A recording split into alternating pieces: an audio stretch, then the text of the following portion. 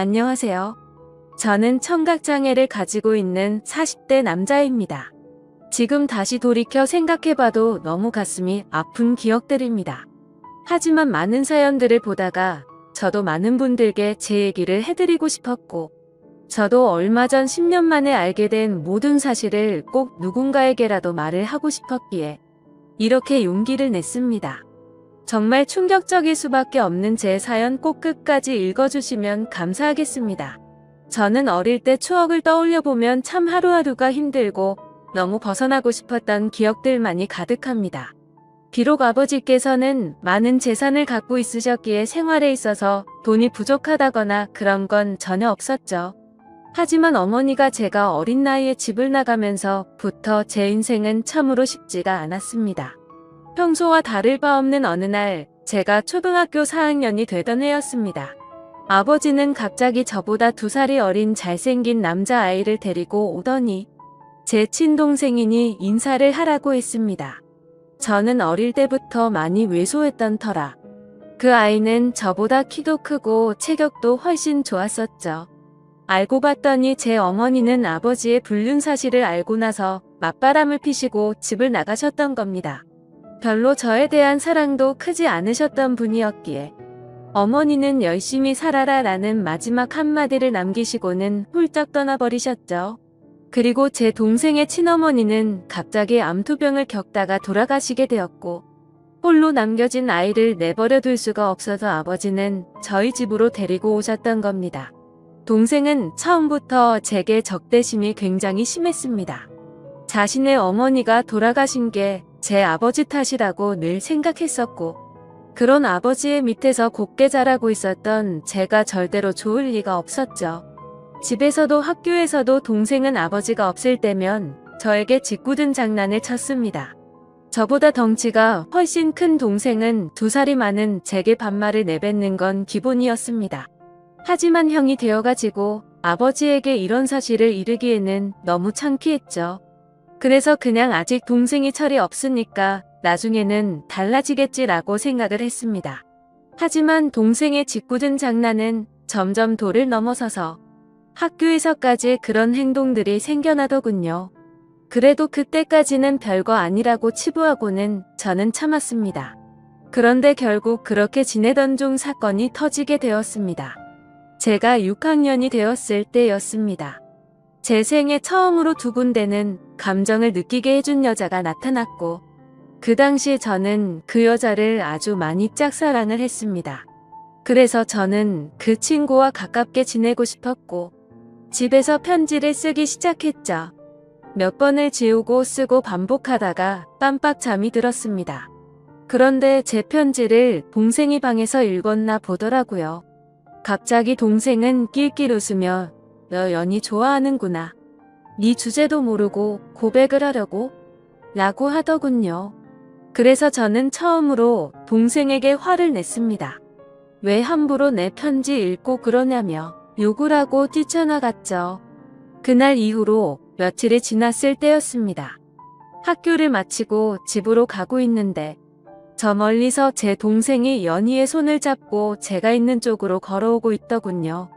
그러면서 동생은 저를 가리키며 "우리 형인데 같은 반이라며?" 라고 웃더라고요. 그때부터 저는 도저히 참을 수가 없었습니다. 눈물이 나는 걸 질끈 참고 집으로 뛰어갔습니다. 집에 가자마자 분노가 폭발해서 펑펑 울면서 눈에 보이는 동생의 물건을 모두 다 던졌고 옷도 가위로 마구 찢어버렸죠. 30분 정도가 지났을 무렵 동생도 집으로 들어오더니 제게 뛰어들었습니다. 신체적으로 제가 당연히 불리했지만 저도 눈이 돌아간 상태여서 동생의 멱살을 잡고 서로가 처음으로 몸싸움을 하게 된 날이었죠. 그런데 정말 뜻하지 않은 큰 사고 벌어지고 말았습니다. 서로 몸싸움을 하다가 저는 옆으로 넘어지면서 귀가 가구에 크게 부딪혔고 결국 응급실에 실려가는 일까지 생겨버렸습니다. 치료가 끝나고 저는 한쪽 귀가 들리지가 않아서 이상하다고 생각하고 있는데 아버지는 눈가가 촉촉해 있었고 의사 선생님은 조심스럽게 말했습니다. 너무 안타깝지만 한쪽 귀가 영구적으로 청력 손실이 되었다고 하더라고요. 아직 어린 나이에 평생 제 귀가 상했다는 소리를 듣자마자 너무 화가 났습니다. 구석에 있는 동생에게 욕을 해대면서 달려들었고 마구 때렸습니다. 그러자 동생은 네가 먼저 해놓고 왜 자기 보고 그러냐며 소리를 치더라고요. 그날 이후로 저는 한쪽 귀를 잃게 되었고 훗날 웃고 지낼 줄만 알았던 동생도 잃게 되었습니다. 학창시절 내내 저는 귀가 잘 들리지 않아서 괴로운 생활을 보내게 되었습니다. 그런 원망들은 고스란히 동생에게 갔죠. 집에서 얼굴을 마주쳐도 서로가 한마디도 하지 않았고 꿈에서 쫓아 나오면 욕을 하면서 깰 정도로 많이 증오했습니다. 그렇게 학창시절을 겨우겨우 버텨냈습니다. 그리고 20살이 되자마자 저는 바로 독립을 하겠다고 아버지에게 말씀을 드렸고 예전보다 훨씬 마음 편하게 대학생활도 즐기고 평범한 나날을 보냈습니다. 동생을 마주하지 않으니 다른 건 다 필요 없었고 마냥 행복했었죠. 그러다 제가 25살이 되던 해에 갑자기 병원에서 연락이 왔는데 충격적인 소식을 들려줬습니다. 지금 아버지께서 사고가 나셔서 마음의 준비를 하고 당장 오셔야 할 것 같다고 하더라고요. 저는 미친 듯이 울면서 곧바로 고향으로 내려갔습니다. 아버지께서는 의식이 없으신 상태셨고 동생은 군대에 가 있었던 상황이라 보이지가 않았습니다. 제발 아버지가 깨어나시길 간절히 바랬지만 결국 제 바람은 이루어지지가 않았죠. 아버님은 그렇게 제 곁을 떠나시게 되었고 제게는 가족이라고는 서류상으로 있는 형식적인 동생만 존재할 뿐 사실상 제 곁에는 아무도 없어지게 되었습니다. 그렇게 장례를 치르고 있는데 변호사분이 찾아와서 제게 유산에 관련한 걸 안내해 주더군요. 아버지는 제게 미안한 마음이 크셨는지 본인 재산의 90%를 제게 상속하셨고 10%는 동생에게 남긴다는 내용이었습니다. 그리고 제 의지에 따라서 재산을 더 분배할 수가 있다고 되어 있었죠. 동생도 아버지의 소식을 듣고 휴가를 나왔고 저는 그 모습을 보는데 보자마자 욕이 나왔고 도저히 마주치기가 싫었습니다. 그래서 그냥 내가 있을 테니 너는 그냥 눈에 띄지 말고 들어가라고 말했죠. 울고 있던 동생은 네가 뭔데 이래라 저래라냐며 또 티격태격하게 됐고 유산은 어차피 너한테 10%밖에 가지 않을 거니까 그렇게 알고 있으라고 말했고 마음 같아서는 1%도 주기 싫다고 역겨우니까 말도 걸지 말라고 하고는 나와버렸습니다. 그런데 원래 성격 같아서는 날뛰었어야 할 얘가 가만히 있더라고요. 아무쪼록 그렇게 아버지를 떠나보내게 되고 나서 저는 다시 서울로 올라가서 생활을 시작하게 됐습니다. 3년이라는 시간이 금방 흘러갔고 전 아내를 만나게 되었습니다. 저는 청각장애가 있던 터라 평범한 직장을 구하기는 어려웠습니다. 하지만 아버지께서 남겨주신 재산이 있었기에 저축만 해두고 살아도 충분해서 간단한 재테크들만 할 뿐 별다른 일을 하지 않고 지냈었죠. 그런데 어느 날 자주 가던 부동산에서 중개업자분이 저보고 결혼을 해야 할 때 되지 않았냐고 하더니 소개를 시켜준다고 하더라고요. 자신이 아는 분의 딸인데 지금 스튜어디스를 하고 있고 얼굴도 예쁘고 착하다면서 저를 설득했죠. 하지만 저는 여자가 너무 두려웠습니다. 여자들 몇 명이 다가온 적은 있지만 청각장애가 있는 사실을 알고 눈빛이 바뀌는 것도 여러 번 겪었고 저에게 관심이 있다기보다는 제 재산에 관심 있는 여자들이 대부분이었기 때문이었습니다. 그래서 저는 한사코 거절을 하고는 부동산을 나서게 됐죠. 그로부터 며칠 뒤에 저는 은행 업무를 보고 집으로 들어가던 길이었습니다. 근데 저 멀리서 부동산 중개업자분이 어떤 여성분이랑 같이 서 있더군요.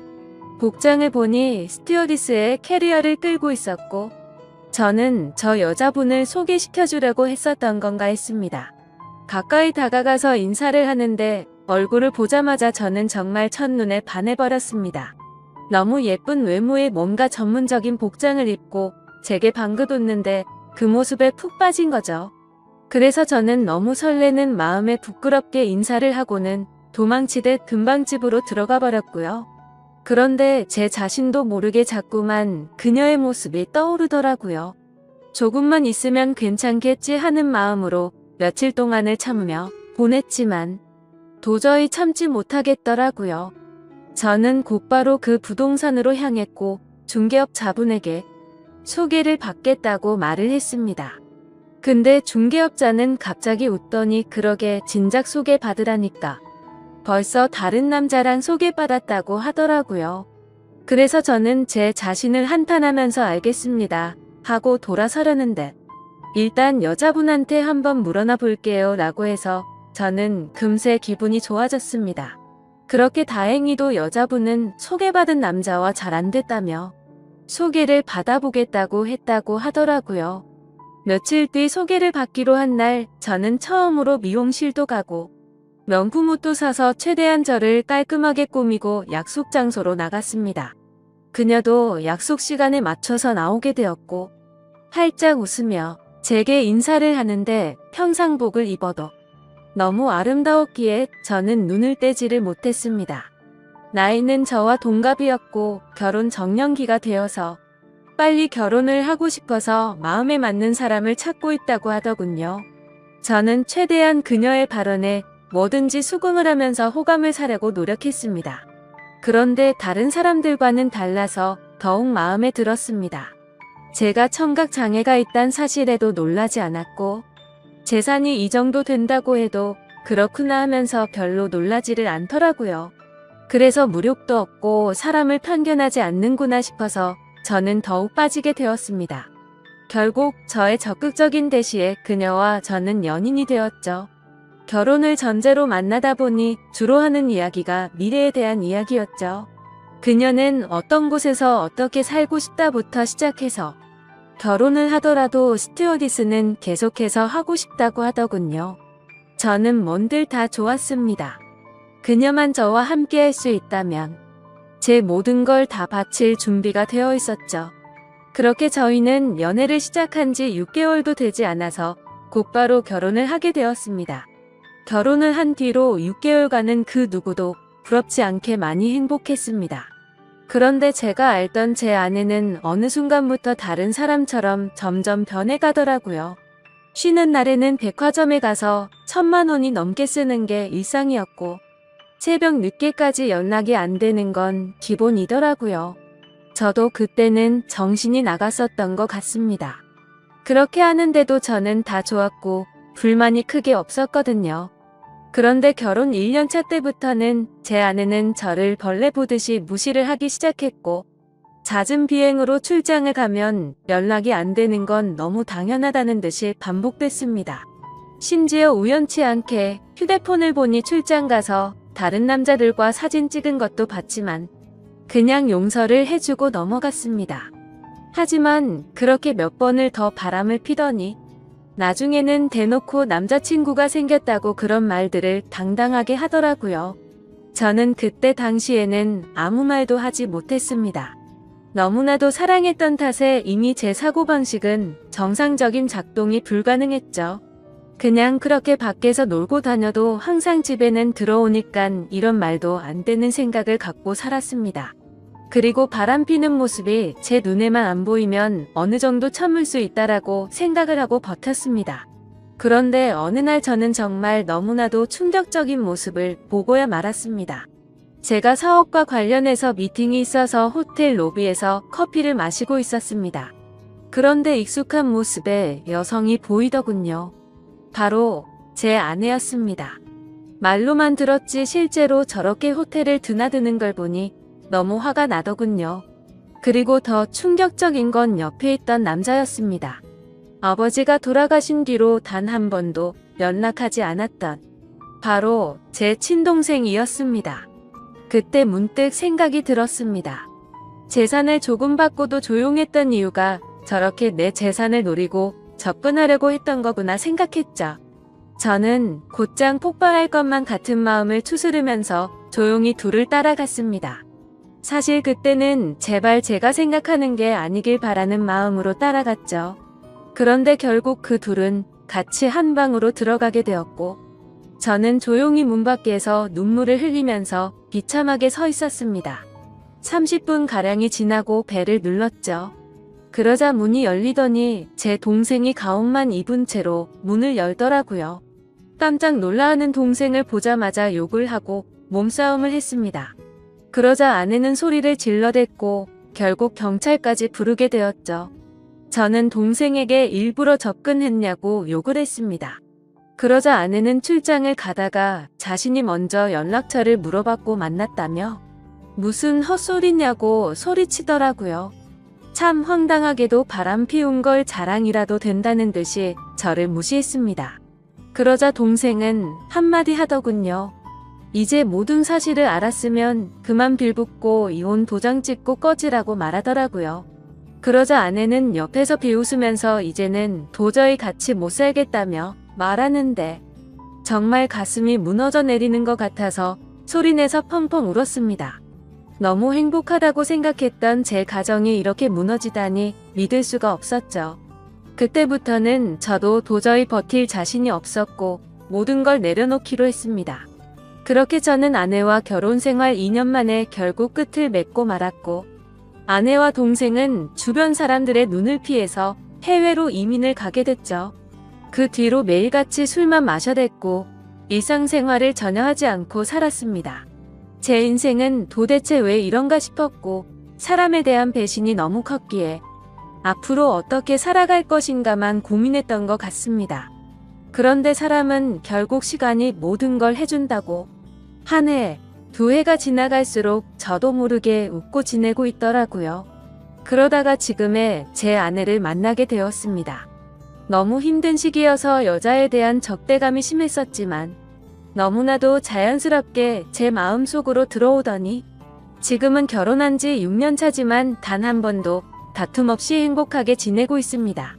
전 아내와 달리 사치도 절대 부리지 않고 항상 알뜰하게 저축하고 지내는 그런 천사 같은 여자를 만나게 되었습니다.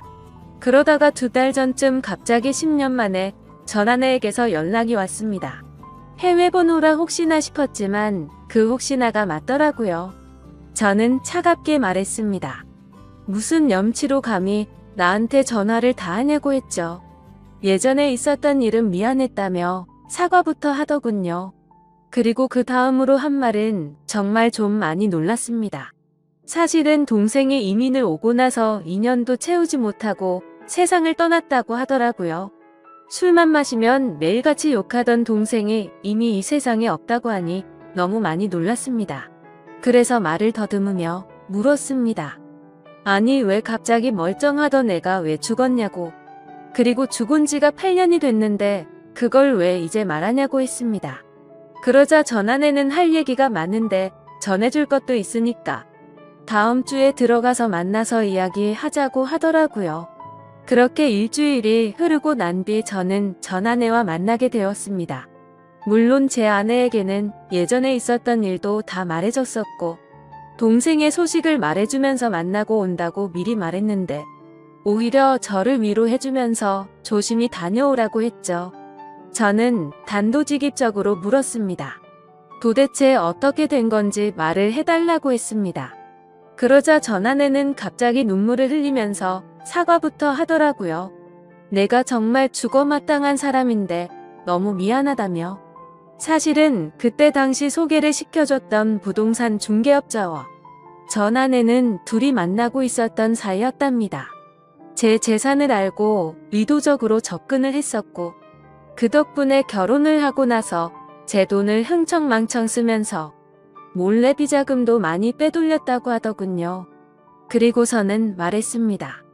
사실 당신 동생을 많이 원망하고 있을 것 같은데 정말 이렇게 계속 살다가는 자신이 미쳐버릴 것 같다면서 용기를 냈다고 하더라고요. 동생과 전 아내는 불륜 사이가 맞았답니다. 물론 그건 전 아내만의 생각이었다고 했죠. 동생은 전 아내와 이민을 가고 나서 곧장 모든 사실을 밝혔답니다. 사실은 암에 걸려서 회복이 불가능한 상태였고 당신을 형 옆에서 떼어내려고 했다고 말했답니다. 그런데 전 아내는 이미 제 동생에게 많이 빠져 있어서 동생이 떠나는 날까지 옆에서 있었다더군요. 그리고는 제게 노트를 건넸습니다. 사실 동생은 절대로 이 비밀을 제게 말하지 말라고 해서 평생 말하지 않으려고 했답니다. 그런데 얼마 전에 한국으로 다시 돌아오려고 짐을 정리하다가 이 노트를 발견했고, 내가 이 말을 안 하면 마음에 죄책감이 들어서 절대로 인간으로서 살아갈 자신이 없다면서 주더라고요. 그렇게 전 아내는 미안하다면서 앞으로 잘 지내라고 하고는 자리를 떠났고, 저도 차로 돌아가서 침착하고 노트를 펼쳤습니다. 아버지와 저 그리고 동생이 찍은 유일한 사진이 끼워져 있더군요. 일기는 매일같이 쓰지는 않았고 동생의 어머니가 돌아가신 이후로 특별한 날들마다 쓴 것 같았습니다. 제가 청각을 잃은 날 쓴 일기를 보니 동생의 마음을 어느 정도 알 수가 있었습니다. 동생은 저에게 사고를 입힌 뒤로부터 매일같이 죄책감에 시달려 살았던 것 같습니다. 우리 엄마가 떠난 게 형의 잘못이 아닌 거 아는데 내가 왜 그랬을까 자책하면서, 그래서 그날부터는 제게 편한 거라면 뭐든지 해주려고 했더군요. 제가 동생에게 말을 하지 않으니 서로 말을 섞지 않는 게 어린 나이에는 배려라고 생각했고, 그날 이후로 자연스럽게 형과는 돌이킬 수 없는 사이가 됐다라는 글이 있더라고요. 그리고 학창시절 제게 놀림을 줬던 친구를 언급하면서 욕을 적었고 결국에 혼쭐을 내줬던 것 같습니다. 어느 날 동생이 얼굴에 멍투성이가 되어서 들어왔던 날이 떠오르면서 얼핏 기억이 났습니다. 아버지가 돌아가신 이후로는 자신이 눈에 띄지 않는 게 형의 행복이라 생각했고 절대로 다시는 나타나지 않으려고 했답니다. 그런데 가망이 없는 암이 걸렸다는 사실을 알게 되었고 저를 마지막으로 멀리서나마 보고 가려고 했답니다. 그렇게 저희 집으로 오던 중에 전 아내가 다른 남자와 저희 집으로 들어가는 걸 봤답니다. 동생은 제 결혼식도 멀리서 지켜봤었기에 아내의 얼굴을 알고 있었죠. 그래서 당장 뛰쳐들어가서 다 부숴버릴까도 생각도 했지만 제 성격을 너무 잘 아는 동생은 침착하게 자세한 내막을 알아봤고 자신이 나서봤자 제가 이혼하지 않을 거란 걸 알았답니다.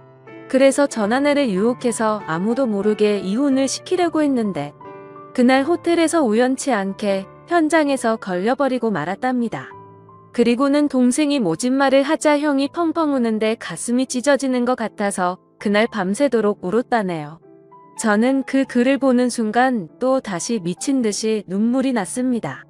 동생의 마음을 몰라줬던 게 제 자신에게 너무 원망스러웠고 저를 위해서 자신을 희생하고 떠나간 동생이 너무 많이 보고 싶었습니다. 아마도 지금 제 아내를 제 동생이 보내준 게 아닌가 하는 생각까지 들었어요. 그래서 그날 저는 집으로 들어가서 아내를 보니까 어린아이가 된 것 마냥 너무 슬퍼서 소리내서 펑펑 울었습니다. 아내도 함께 울면서 앞으로라도 동생이 저 세상에서 행복할 수 있게 기도하자며 저를 위로해주더군요. 저는 형으로서 너무 한심했습니다. 어릴 때 실수로 일어난 그 사고를 유연하게 넘어가지 못해서 모든 짐을 동생에게 떠넘긴 것 같아서 너무 미안했습니다. 제 동생도 그 어린 나이에 엄마를 일찍 떠나보내고 모든 게 삐뚤어져 보이는 상처 많은 어린 아이였을 뿐이었는데 말이죠. 앞으로 저는 제 동생을 평생 그리워하면서 살아갈 것 같습니다.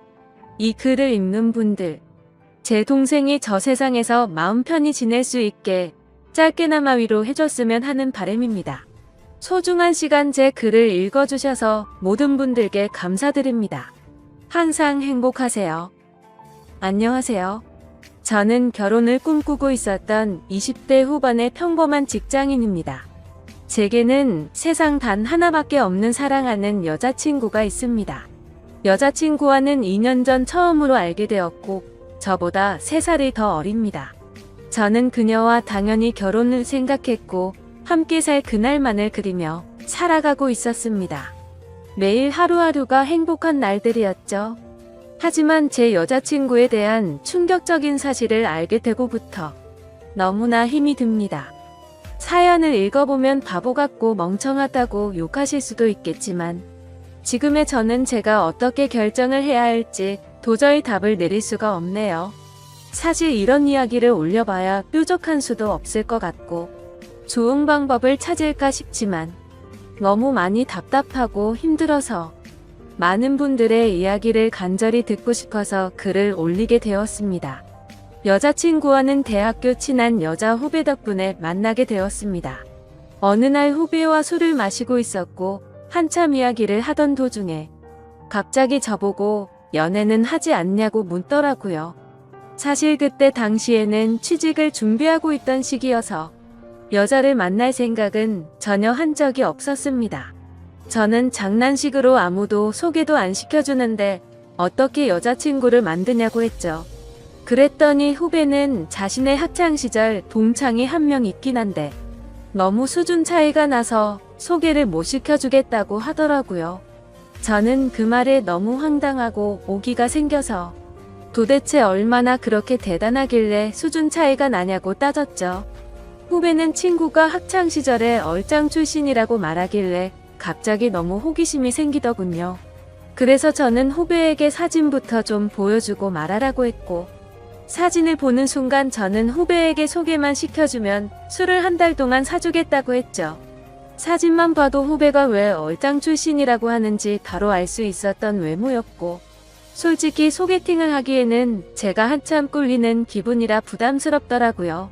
후배에게는 소개팅으로 만나면 승산이 없을 것 같다며 자연스럽게 만날 수 있게 해달라고 부탁을 했습니다.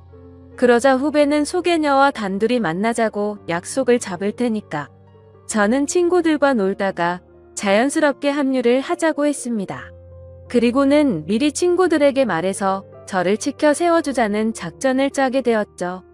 약속 당일날 저는 친구들과 일찍부터 만나서 술을 마시고 있었습니다. 약속 시간이 다가오자 후배는 그 소개녀와 만났고 커피숍에서 얘기를 좀 하다가 자연스럽게 데리고 온다고 문자가 왔습니다. 저는 친구들에게 잘 부탁한다며 자연스럽게 치켜 세워달라고 신신당부를 했죠. 그날따라 너무 긴장이 돼서 시간이 정말 갈 생각을 안 하더군요. 그렇게 한참이 지나고 나서 술집 문이 열렸고 제 후배는 소개녀를 데리고 같이 들어왔습니다. 실제로 처음 보는데 정말 선녀가 들어오는 기분이었죠. 잠깐 사이에 저는 곧바로 첫눈에 반해버렸습니다. 친구들도 저 멀리서 오는 그녀를 보고 대박이라면서 속삭일 정도였으니깐요. 그날 저는 최대한 말도 조심하고 행동도 조심했습니다. 그리고 다 같이 술을 마시면서 점점 분위기는 무르익었고 친구들이 저를 자연스럽게 치켜 올려준 덕분에 그녀도 어느 정도 제게 호감을 가졌는지 조금씩 관심을 보여주더라고요. 솔직히 얼굴만이라도 보고 싶은 마음에 나왔던 자리였고 진짜로 연인으로 발전할 가능성은 극히 낮을 거라고 생각을 했습니다.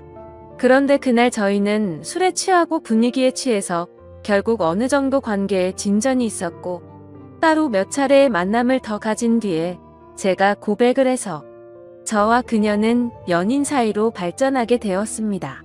꿈에 그리던 이상형과 말도 안 되는 연인 사이가 되었다는 건 제게는 꿈만 같았죠. 여자친구는 만나면 만날수록 얼굴만 예쁠 뿐만 아니라 성격도 너무 착한 천사 같은 여자였습니다. 저는 능력이 부족해서 좌절감에 빠져서 얼른 취업을 하고 더 많은 걸 해주겠다고 하면 그런 건 전혀 중요하지 않다고 늘 제 마음을 다독여주는 그런 착한 마음씨의 여자친구였습니다. 그렇게 미래를 꿈꾸며 만난 지 어느덧 1년이 지날 때쯤이었습니다. 저는 취직을 해서 직장을 다니는 상태였고 여자친구는 대학교 졸업반이었습니다. 그런데 어느 날부턴가 여자친구가 연락이 잘 되지가 않더라고요. 평소 그러지 않았기에 뭔가 이상해서 계속해서 무슨 일인지 물어보게 됐죠. 그러자 집에 일이 좀 생겨서 그렇다고 말하기가 어렵다고 했습니다. 집안일인데 계속 묻기엔 그래서 그런가 보다 하고 넘어갔습니다. 그 얘기를 묻고 주말에 여자친구를 만나게 되었는데 표정이 좋지가 않더라고요. 그래서 저는 다시금 여자친구에게 물었습니다. 무슨 힘든 일 있는 거냐며 그런 게 있다면 말해달라고 했죠. 그러자 여자친구는 한참을 고민하더니 아버지께서 잘못된 일에 손을 대셨고 결국 집에 너무 큰 빚이 생겼다더군요. 그래서 어쩔 수 없이 알바를 하느라 정신이 없어서 연락이 뜸했다며 미안하다고 하더라고요. 저는 그런 일이 있었으면 진작 말하지 라고 했고 당장 제가 모아두었던 돈을 보태어 준다고 했습니다. 괜찮다고 수차례 거절을 했지만 저는 이런 상황에는 고집 부리는 거 아니라고 말하고는 돈을 보내주었죠. 그러고서 더 얘기를 해봤더니 빚이 생각보다 너무 어마무시하더라고요. 그래서 빚을 빨리 갚지 못하면 한 달 이자만 너무 심각하다란 걸 알게 됐습니다. 그래서 저는 알바를 해서 그걸 다 갚을 수 있겠냐고 물었더니 부모님도 열심히 일하고 계시고 자신도 생각보다는 고액 알바를 한다고 하더라고요. 뭔가 그때부터 기분이 이상했고 긴장되는 마음으로 무슨 일인지를 물었습니다. 시급을 많이 준다고 해서 바에서 일을 한다고 대답하더라고요. 물론 생각처럼 너무 심각한 곳은 아니었지만 순간 너무 기분이 더러워졌습니다. 어떻게 바에서 일하는데 나한테 미리 물어보지도 않고 하냐고 화를 냈죠. 여자친구는 그냥 앉아서 대화만 하는 곳이라며 화낼 거 전혀 없다고 말하더군요. 저는 제가 알바라도 해서 같이 도와줄 테니까 당장 그만두고 다른 알바 자리를 찾으라고 했죠. 여자친구는 그 말에 미안하다며 당장 알바를 그만두다고 하면서 울더라고요. 안 그래도 힘든 여자친구한테 화를 낸 게 미안해지더라고요. 그래서 저는 걱정 말라며 다 같이 갚으면 그 정도 빚은 금방 갚을 수 있겠다고 위로해줬습니다. 그리고 나서 저는 곧바로 알바 자리를 찾게 되었죠. 직장을 다니고 있었던 터라 시간이 자유롭고 고액으로 할 수 있는 일을 찾아봤더니 배달 대행이 가장 맞겠다고 생각을 했고 저는 곧바로 일을 시작하게 되었습니다. 처음에는 실수투성이었습니다. 오토바이도 잘 타지 못했던 터라 운전도 서툴렀고 일이 서툴러서 배달을 많이 못하다 보니 수익도 별로 나지를 않더라고요. 그런데 사람은 적응의 동물이라 그런지 배달을 하다 사고도 몇 번 나보고 지리적으로 익숙해지고 나니깐 그때부터는 점점 수익이 많이 오르게 되었습니다. 여자친구는 제가 오토바이를 타고 운전을 하는 걸 항상 걱정했죠. 그러면서 동시에 제게 너무 고맙다고 평생 이 고마움 다 갚아나갈 거라고 하더라고요. 그때는 이런 시련이 저희의 만남에 있어서 더욱더 끈끈한 사이가 되게 해주고 평생을 살면서 흔들리지 않을 좋은 계기가 될 거라고 굳게 생각을 했습니다. 하지만 그런 긍정적인 생각들은 절대 보잘것없는 헛된 생각이란 걸 알게 해주더군요. 제 인생에서 가장 큰 충격을 받은 날이라 정확히 기억납니다. 문제가 생기게 된 그날은 주말 일요일 저녁 7시쯤이었습니다. 저는 주말에도 쉬는 걸 포기하고 배달 대행 알바를 하고 있었죠. 그런데 제가 처음 여자친구를 소개받던 날 함께 있었던 친구에게서 연락이 왔습니다. 전화를 받아보니 한참 동안 말을 못하고 가만히 있더라고요. 그때는 너무 바쁜 피크 시간대였고 배달통에는 몇 군데를 더 가야 하는 음식들이 있었던 상황이었기에 너무 급한 마음에 짜증이 나서 소리를 쳤습니다. 도대체 무슨 큰일이길래 그러냐고 답답하게 하지 말고 빨리 말을 하라고 했죠. 그러자 친구는 어렵게 말을 꺼냈습니다. 혹시 여자친구가 요즘 어디서 일하는지 아냐고 묻더라고요. 그때 당시 저는 여자친구가 학교를 다니면서 야간에 커피숍 알바를 한다고 들었기에 커피숍에서 일한다고 대답을 했죠. 친구는 너 지금 잘못 알고 있는 것 같다라고 말하더군요. 평소에 장난질을 하는 친구가 아니었기에 그때부터는 심장이 엄청 두근대기 시작했습니다. 저는 말을 더듬거리며 무슨 말이냐고 똑바로 말하라고 했습니다. 친구는 어제 저녁에 직장 선배들이랑 강남에서 아가씨들이 나오는 술집에 갔는데 복도에서 제 여자친구를 얼핏 본 것 같다고 말을 하더라고요. 긴가민가해서 이 말을 해야 되나 말아야 되나 하루 종일 고민했는데 아무리 생각해도 제 여자친구가 맞는 것 같다고 하더라고요. 그리고는 여자친구는 자신을 못 본 것 같으니 일단은 무턱대고 화내지 말고 진정하고 사실 파악부터 제대로 해보라고 하더군요. 너무 갑작스러운 소리를 하길래 깜짝 놀랐고 기가 막혀서 말조차 나오지가 않더라고요. 한참을 가만히 있다가 친구에게 일단 알겠다고 하고 통화를 끊었습니다. 그래서 저는 곧바로 배달 대행 사장에게 사고가 났다고 말하고는 일을 중단하고 여자친구 집으로 향했습니다. 손이 덜덜 떨려서 운전도 불가능했고 도저히 일을 할 수 있는 상태가 아니었죠. 여자친구 집 앞에서 최대한 침착하고 밥을 먹자고 나오라고 했습니다. 얼마나 초조하고 떨렸는지 여자친구를 기다리는 동안 담배를 거의 한갑을 폈던 것 같습니다. 한참 뒤에 여자친구와 저는 식당으로 가서 밥을 먹었고 아무렇지도 않은 척 요즘에 커피숍은 바쁘지 않냐고 물었습니다. 그러자 요즘에는 사람은 많지 않은데 가끔 진상들이 있어서 힘들다고 하더라고요. 그 모습을 보니깐 도저히 거짓말이라고는 생각을 할 수가 없었고 너무 자연스러웠기에 친구가 잘못 본 건가 보다라고 생각을 했습니다. 그렇게 식사를 마치고 저희는 둘만의 시간을 보내러 갔죠.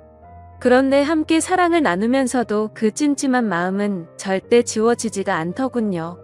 여자친구가 화장실을 간다고 자리를 비운 사이 저는 얼른 여자친구의 휴대폰을 보게 됐습니다. 카톡이나 메시지로는 별로 의심스러울 게 전혀 없더라고요. 그런데 은행에서 온 메시지를 무심코 눌러보게 되었는데 정말 깜짝 놀랐습니다. 돈이 없다던 여자친구의 통장에는 잔액이 1,000만 원이 훨씬 넘는 돈이 찍혀 있더라고요. 그래서 이게 도대체 무슨 돈이지 싶어서 메시지를 올려보니 며칠 전 날짜로 어떤 처음 보는 이름으로 1,000만 원이 입금되어 있더라고요. 그리고 더 올려다보니 여자친구의 가족분에게 다시 보낸 건지 1,000만 원을 출금을 했더라고요. 그래서 이게 도대체 뭐지 싶어서 계속해서 올려봤습니다. 근데 매월 1일에 똑같은 이름으로 꼬박꼬박 1,000만 원이 입금되었더라고요. 어림잡아 봐도 1년 가까이 받아왔으니까 1억이 훨씬 넘는 돈이었습니다. 곧바로 이건 뭔가 심각하게 잘못 돌아가고 있구나 라고 깨달았습니다. 여자친구가 화장실에서 나오자마자 저는 화를 내면서 이 돈 뭐냐며 휴대폰을 들이댔습니다. 그러자 깜짝 놀라며 휴대폰을 뺏어가더라고요. 저는 정신이 나간 상태로 나지막이 말했습니다. 지금부터 나한테 거짓말할 생각하지 말고 모든 사실을 말하라고 했죠. 여자친구는 지금까지 있었던 일들에 대해서 말했습니다. 사실은 바에서 알게 된 사장님이 있는데 그냥 주말마다 만나서 밥만 먹어주면 용돈 개념으로 돈을 보내준다고 해서 이 일을 시작했다고 하더군요. 저는 너무 황당해서 따져 물었습니다. 아무 짓도 안 하고 밥만 먹는데 어떤 정신 나간 놈이 한 달에 1,000만 원씩 주냐고 했죠. 그러자 여자친구는 팔딱 끼면서 절대 이상한 짓은 안 했다고 하더라고요. 근데 상식적으로 아무리 생각해도 이해가 되지 않았습니다. 어느 누가 밥만 먹어준다고 한 달에 1,000만 원씩 줄까요? 그것도 다 합치면 1억이 훨씬 넘는 큰 돈을요. 그런데 그때 갑자기 문득 생각난 게 친구가 여자친구를 술집에서 봤다고 한 게 생각이 났습니다. 그래서 저는 여자친구에게 말했습니다. 너 진짜 거짓말 하지 말라고 했는데 계속 거짓말 하려고? 내가 너 강남 술집에서 일하는 것도 다 아는데 그것도 발뺌할 거냐고 물었습니다. 그러자 여자친구는 갑자기 아무 말도 못하더라고요. 그러더니 갑자기 주저앉아서는 울기 시작하더라고요. 지금부터 진짜 거짓말 하나라도 하면 나는 더 이상 너 얘기 안 듣고 나간다고 말했습니다. 그런데 계속해서 울고만 있더라고요. 그때부터는 저도 제정신이 아니었고 너무 화가 났습니다. 여자친구가 쥐고 있던 휴대폰을 떼서서는 화장실로 들어가 문을 잠궜습니다. 일단 돈이 입금된 그 이름으로 연락처를 검색해봤습니다. 그러자 사장님이라고 저장이 되어 있더라고요. 곧바로 전화를 걸었습니다. 한참 동안 신호음이 울리더니 안 받아서 끊으려고 하자 전화를 받았습니다. 목소리가 최소 60대는 넘어 보이는 할아버지 목소리더군요. 저는 바로 욕을 했습니다. 내가 이 전화기 주인 남자친구인데 너 뭐냐고 하니까 젊은이 말버릇이 그게 뭐냐고 이딴 식으로 말하더라고요. 그래서 너 손녀뻘 데리고 무슨 짓거리 했냐고 소리를 질렀습니다. 그러자 돈 주고 하는 짓 뻔하지 뭘 그딴 걸 묻냐면서 욕을 하고는 끊어버리더군요. 정말 그 말을 듣는 순간 머리가 너무 어지러웠습니다. 여자친구는 밖에서 문을 계속 두드리면서 울어대고 너무 믿었던 여자친구에게 배신을 당한 기분에 저도 모르게 눈물이 흐르더라고요. 그렇게 서로가 화장실 문을 사이에 두고 1시간 동안 아무 말 없이 있었습니다. 제가 먼저 말을 꺼냈습니다. 그동안 나를 얼마나 우습게 생각했으면 끝도 없이 거짓말하냐고 물었더니 자신을 두고 떠날 것 같아서 차마 말을 못했다고 하면서 울더라고요. 바에서 일한 거랑 커피숍에서 일했다는 건 다 거짓말이었냐고 했더니 미안해 라고 대답을 해주더군요. 그럼 다른 데서 일한 건 다 거짓말이었고 애초부터 강남에 있는 술집에서 일한 거냐고 물었습니다. 그러자 여자친구는 그때부터 모든 사실을 털어놓더군요. 처음에는 바에서 얘기만 하는 일로 시작한 건 맞았답니다. 그런데 갑자기 그 사장님 지인이 운영하는 다른 술집에서 홀서빙 일이 부족하다고 해서 도와주고 오라고 했답니다. 시급도 평균보다 2배 이상 쳐준다고 해서 바로 알겠다고 하고 갔다네요. 생각보다 너무 페이가 세다 보니까 바쁠 때마다 잠깐 도와주고 오고 하는 게 일도 수월했었고 돈도 되었기에 몇 번씩 일을 하러 갔답니다. 그런데 어느 날부터인가 그 술집 여자 사장님이 자꾸만 자신을 설득했답니다. 그때 왜 그런 선택을 하게 된 건지 자신도 제정신이 아니었던 것 같답니다. 그렇게 본격적으로 그 가게에서 일을 시작하게 되었고 어느 날 재벌 할아버지가 와서는 매달 1,000만 원씩 주는 대가로 만남을 요구했다고 하더군요. 그래서 직접적으로 물었습니다. 이 더러운 인간한테 전화했더니 돈 주고 하는 집 뻔하다고 하던데 네가 아까 밥만 먹었다는 건 거짓말이었냐고 더 이상은 절대 나한테 거짓말 하지 말라고 했습니다. 그러자 울면서 미안하다고 대답하더군요. 도저히 빚이 갚아지지가 않아서 부모님이 너무 힘들어 하셨다고. 정말 계속 그렇게 시간만 가다가는 부모님이 자신의 곁에서 사라지실까봐 너무 무서워서 어쩔 수가 없었다네요. 저는 그때부터 이미 모든 사실을 알게 되었기에 문을 열고 나가서 아무 말 없이 여자친구에게 휴대폰을 던져주고는 그대로 밖으로 나갔습니다. 그러자 더 큰 소리로 방에서는 엉엉 우는 소리가 들리더라고요. 솔직히 미운 마음도 컸지만 왜 그렇게까지 한 건지를 아니까 너무 마음이 아팠습니다. 근데 그렇다고 할지라도 절대 이해를 할 수는 없습니다. 저는 여자친구의 힘든 걸 도와주기 위해서 평일에 회사 끝나면 배달 대행을 자정 넘게까지 했고 주말에도 쉬지 않고 그렇게 열심히 일해서 도와줬건만 그 대가가 고작 이런 충격적인 배신이라니 말문이 막힐 수밖에 없었고 모든 게 다 원망스러운 마음만 들었습니다. 그날이 있고부터 벌써 며칠이 지났습니다. 여자친구는 이제 빚은 거의 다 갚아가서 제대로 된 일을 구해서 갚아 나갈 거랍니다. 일도 다 그만뒀고 그 남자와도 다시는 연락하지 말라고 했다고 하네요. 저를 속인 건 너무 미안하고 도저히 자신의 곁에 있어 달라고 말 못하겠다고 합니다. 정신 나간 자기 같은 여자는 잊어버리고고 꼭 행복하라며 오빠는 행복할 자격이 있는 사람이라고 하네요. 차라리 여자친구가 뻔뻔하게 굴었으면 이렇게 마음이 더 아프지도 않았을 것 같습니다.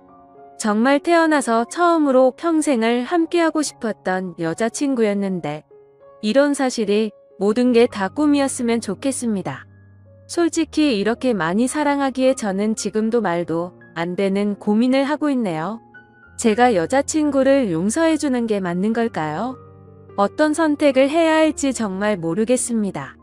저보다 현명한 분들이 많으실 테니 부디 제게 한마디씩만 부탁드립니다. 감사합니다. 제게는 가족보다 더 가깝다고 생각했고 제 인생이 끝날 때까지 평생 함께 할 줄 알았던 친구가 있습니다. 하지만 그런 친구에게 저는 결국 배신을 당하고 말았습니다. 친구와 저는 흔히 말하는 어릴 적부터의 친구 사이는 아니었지만 그 누구보다도 서로를 가장 잘 알고 가까웠다고 생각했고 또 의지했었던 사이였죠. 우선 저는 30대 초반이며 서울 토박이로 생활을 하고 있습니다. 그 친구를 처음 알게 된 지도 벌써 10년이 훌쩍 넘은 얘기죠. 친구를 처음 알게 되었을 때는 대학교 때 시절 알게 되었습니다. 처음 대학교를 가는 날 마치 학창시절처럼 낯선 사람들이 가득했죠. 그런데 제 옆자리에 앉았었던 그 친구는 제게 먼저 말을 건넸습니다. 자신은 어릴 때부터 제주도에서 자라서 낯선 환경이라 저에게 잘 부탁한다고 하더라고요. 근데 저도 서울에 살았을 뿐이지 여기 있는 모든 게 다 낯설고 부담스러운데 이런 부탁을 하니 뭔가 부담스럽긴 했지만 반갑기는 하더라고요. 근데 그 친구의 성격은 그렇게 타고난 사람이었죠. 처음 보는 사람에게도 아무렇지 않게 다가가는 그런 성격의 친구였습니다. 그때 당시에는 저도 너무 부담스러운 자리였기에 말을 걸어주니까 고마웠습니다. 제게는 낯선 환경에서 도움이 돼주었던 친구였죠. 그 친구와 저는 어떻게 보면 아무도 모르는 낯선 사람들 가운데 처음으로 친구가 된 셈이었습니다. 그래서 같이 많은 시간을 함께 붙어 다녔고 결국 동아리까지 같이 들어가게 되었습니다. 지금은 그렇지 않겠지만 제가 대학교 생활을 할 때만 해도 특정 동아리는 마치 군대 마냥 군기가 엄청 강했습니다. 저는 동아리 활동은 취미라는 생각이 강했었고 언제든지 그만두면 그만이지라는 생각이 있었습니다. 하지만 그때 당시 제가 그 동아리에 들어가게 된 이유가 있었죠. 왜냐하면 지금의 제 아내가 그때 제가 짝사랑했었던 여자였습니다. 대학교에 오자마자 반했던 여자였죠. 저희 학과 특성상 대부분 남자들이어서 그런지는 모르겠지만 제 아내는 그때 당시에 몇 명 안 되는 여자들 중에서도 아주 인기가 많았죠. 지금에서야 하는 말이지만 저 말고도 고백을 많이 받았다고 했던 걸 들었습니다.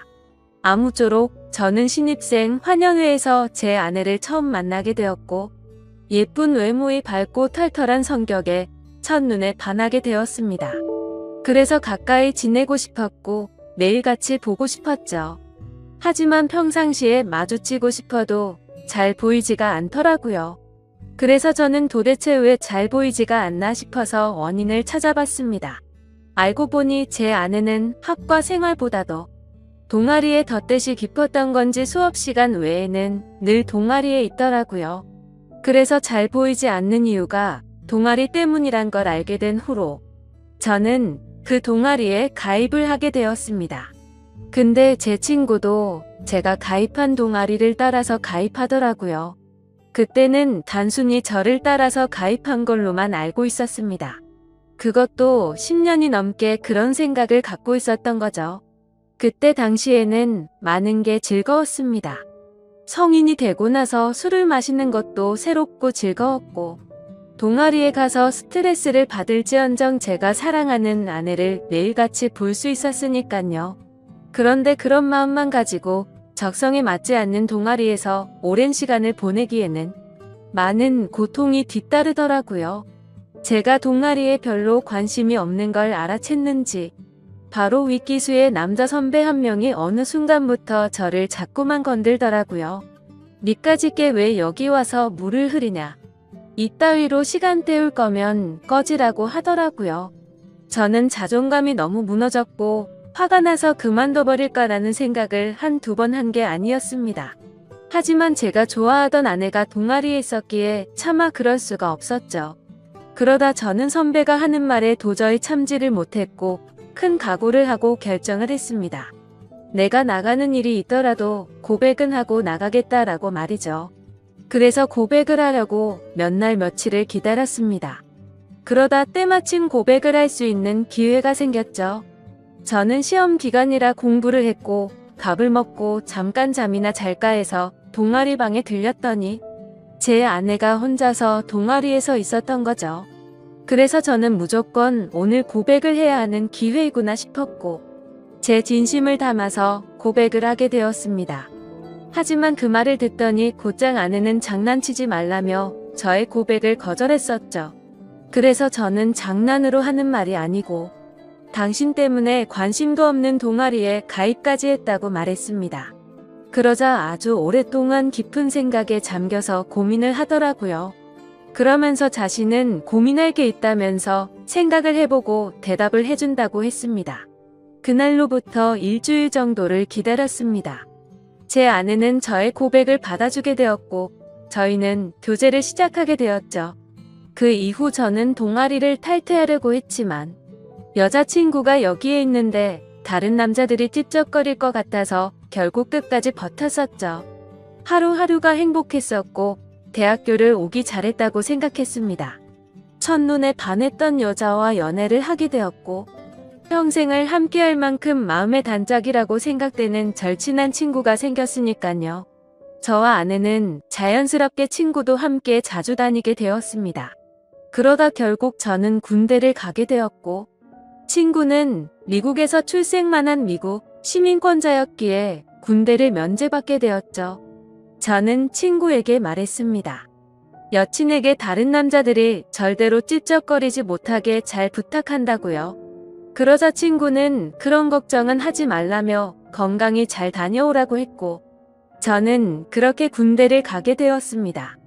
제 아내에게는 정말 미안하고 고마웠습니다. 서로 만나게 된 지 1년밖에 안 됐을 때 혼자 내버려 두고 가야 했기 때문이죠. 그리고 인연을 한결같은 마음으로 기다려주는 모습에 제가 평생 책임을 져야겠다 생각을 했습니다. 그렇게 저와 아내는 군대를 다녀온 시간을 포함해서 5년이라는 길다면 긴 시간 동안 교제를 하게 되었고 곧바로 결혼을 하게 되었습니다. 그리고 나서 제 친구는 제가 결혼을 한 뒤로 자신의 고향인 제주도로 다시 돌아가게 되었죠. 친구는 제주도로 돌아가게 된 후에 부모님의 지원을 받아서 해양 레저숍을 운영하더라고요.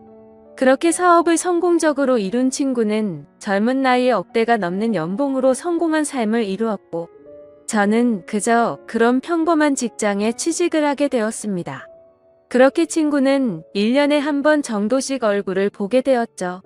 하지만 너무 친했던 친구라서 아주 오랜만에 보더라도 어제 만난 듯이 전혀 거리낌이 없었고 저희는 늘 그렇듯 우정을 다져가고 있었습니다. 그러다 얼마 전 친구는 이번에 비즈니스상 미팅이 있어서 서울로 온다고 하더라고요. 반가운 마음에 아내의 허락도 구하지 못한 채 저희 집으로 꼭 오라고 말했습니다. 막상 말하고 나서 끊고 나니 아차 싶더라고요. 그래서 아내에게 어렵게 말을 했죠. 성원이가 다음 주에 서울 올라와서 집으로 오라고 했는데 괜찮아? 라고 하자 아내는 잠깐 멈칫하더니 응 그럼 괜찮지라고 대답을 하더라고요. 저는 아내가 이해를 해주어서 다행이구나 싶었습니다. 며칠이 지난 뒤 친구는 서울로 올라오게 되었고 일을 마치고 저희 집으로 찾아왔습니다. 아내는 친구에게 간단히 인사를 하고는 술상을 차리러 갔고 친구와 저는 오랜만에 만나서 시간 가는 줄도 모르고 술자리를 가지게 되었죠. 그렇게 한창 술을 마시고 자고 일어났더니 친구는 여전히 잠을 자고 있었고 저는 늦잠을 자버리는 바람에 정신없이 출근을 했습니다. 그리고 나서 퇴근을 하고 집으로 들어갔더니 친구와 제 아내가 마주 앉아서 밥을 먹고 있더라고요. 저는 친구에게 내려간 줄 알았더니 아직 안 갔어? 라고 묻자 친구는 아직 일이 덜 끝나서 며칠만 더 있다가 간다고 하더라고요. 그러자 아내는 서울에 아는 사람도 없고 여기에 친구가 있는데 굳이 딴 데 가지 말고 저희 집에서 머물러도 된다고 말하더군요. 친구는 너무 민폐가 아니냐며 괜찮냐고 하는데 뭐라고 하겠습니까? 아내도 괜찮다고 하는데 친구가 되어 가지고 다른데 가서 자라고 할 수도 없었죠. 저도 네가 괜찮으면 여기에서 지내도 된다고 했고 친구는 곧바로 고맙다고 대답을 했습니다. 아내는 저도 앉아서 같이 밥 먹자며 밥을 차려주는데 뭔가 기분이 이상하더군요. 열심히 일하고 집에 들어왔더니 아무리 친구라지만 아내와 단둘이서 밥을 먹고 있다는 게 찜찜했습니다. 하지만 제가 너무 과하게 생각하는 거 아닌가 싶어 그냥 그러려니 할 수밖에 없었죠. 옷을 갈아입고 식탁에 앉으니 비싼 한우가 놓여져 있었고 온갖 음식이 푸짐히 차려져 있더라고요. 저는 아내에게 이게 뭐냐고 묻자 친구가 대답하더라고요. 제 아내가 먹고 싶어 해서 아까 같이 장 보다가 자기가 샀으니 부담 갖지 말아달라고 했습니다. 그래서 둘이 같이 장도 보러 갔다 왔냐고 묻자 친구는 술도 깨고 산책도 할 겸 같이 다녀왔다고 하더군요. 아무리 친한 친구라도 그렇지 이건 아니다 싶었고 그때부터는 기분이 좋지가 않았습니다. 그리고는 그날은 평소에 술은 입에도 대지 않던 아내도 합세하여 셋이서 술을 마시게 되었죠. 어느 정도 술이 들어가자 갑자기 아내는 친구에게 온갖 칭찬을 하더군요. 어떻게 너는 나이가 먹어도 아직도 예전 그 모습 그대로냐며. 섬에 살아서 그런지 피부도 까무잡잡한 게 왜 이렇게 몸이 좋냐며 묻더라고요. 그러자 친구는 만져볼래? 하면서 힘을 주더니 그걸 또 만져보고 아내는 좋다고 웃더라고요. 그때부터는 그냥 기분이 더러웠습니다. 남편을 옆에 두고 이것들이 무슨 짓거리인가 싶었죠. 저는 조용히 술만 마셔댔고 친구와 아내는 약간은 제 눈치를 본 건지 화제거리를 돌리더군요. 아내는 친구에게 요즘 경기도 안 좋을 텐데 제주도에도 피해가 크지 않냐며 물었고, 친구는 자신이 하는 사업은 관광지 특혜를 받아서 그런지 크게 영향을 받지 않아 딱히 문제가 없다고 하더라고요.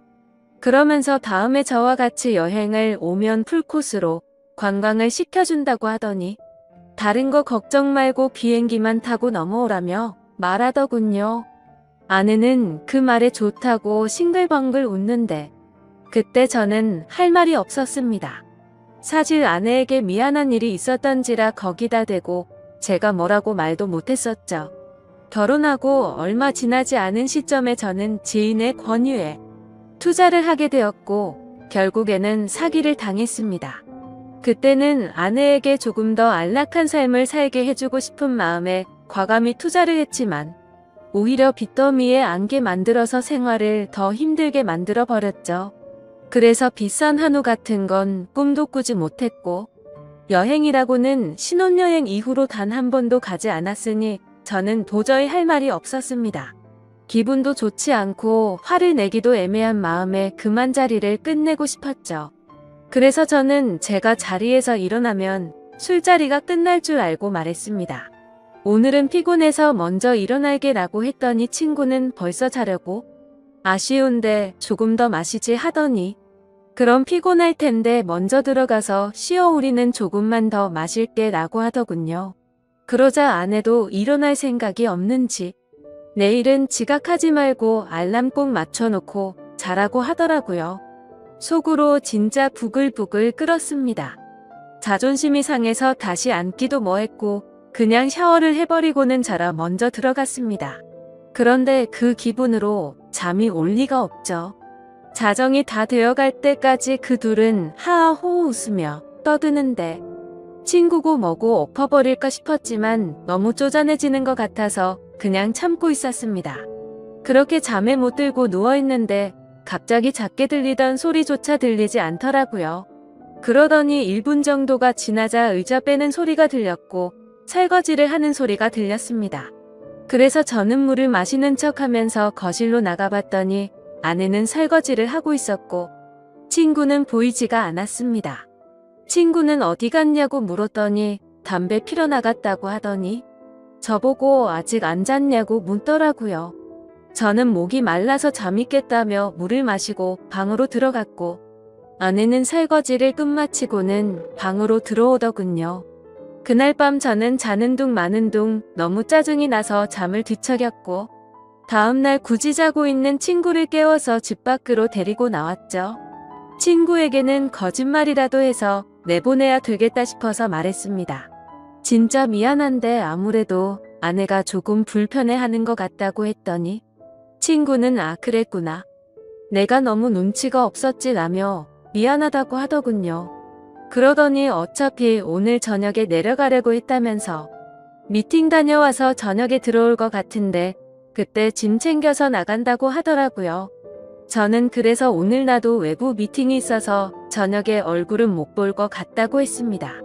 항상 미팅 끝나고 술자리를 하는 자리라 늦을 것 같은데 조심히 내려가라고 미리 작별 인사를 했습니다. 그렇게 인사를 마치고 친구는 미팅이 있다면서 택시를 타고 갔고 저도 회사로 출근을 했습니다. 그런데 괜히 쓸데없이 늦게 들어간다고 말한 것 같아서 계속해서 찜찜하더라고요. 오늘 외부 미팅을 갔다가 술자리를 가지면 절대로 빠질 수가 없는 자리였기 때문이죠. 그러면서 어제 아내와 친구가 나눴던 대화도 다시 떠올랐고 차마 해선 안 될 상상까지 들더라고요.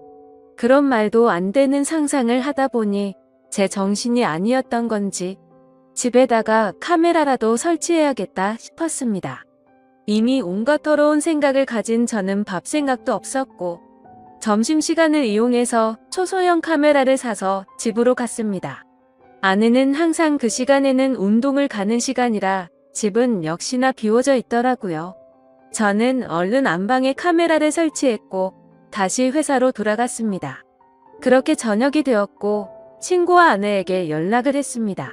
친구는 지금 미팅이 일찍 끝나서 비행기를 타러 간다며 다음에 보자고 대답을 했고 아내는 친구 배웅해주고 집에서 쉬고 있다고 대답을 하더라고요. 그래서 저는 내가 너무 제정신이 아니었구나 생각을 하면서 괜히 쓸데없는 돈 썼네 싶었습니다. 그렇게 저는 외부 미팅을 갖고 술자리를 마친 뒤에 집으로 들어갔습니다. 항상 그 자리는 만취 상태가 될 때까지 마시는 자리였기에 그날도 저는 만취 상태가 되어 있었죠. 집으로 들어가 보니 친구는 없었고 그 정신없는 와중에도 뭔가 찜찜한 기분이 풀린 것 같고 좋더라고요. 그렇게 저는 침대에 눕자마자 곧바로 잠이 들었고 아침에 일어나자마자 또 정신없이 출근을 했습니다. 그렇게 하루 종일 일을 하고 있다가 아차 싶더군요.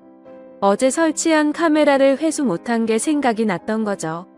혹시라도 아내가 알아차리면 엄청나게 큰 싸움으로 번질 것 같아서 퇴근하자마자 빨리 치워야겠다라고 생각을 했습니다. 그래서 저는 퇴근하자마자 곧장 집으로 들어갔더니 아내가 집에 없더군요.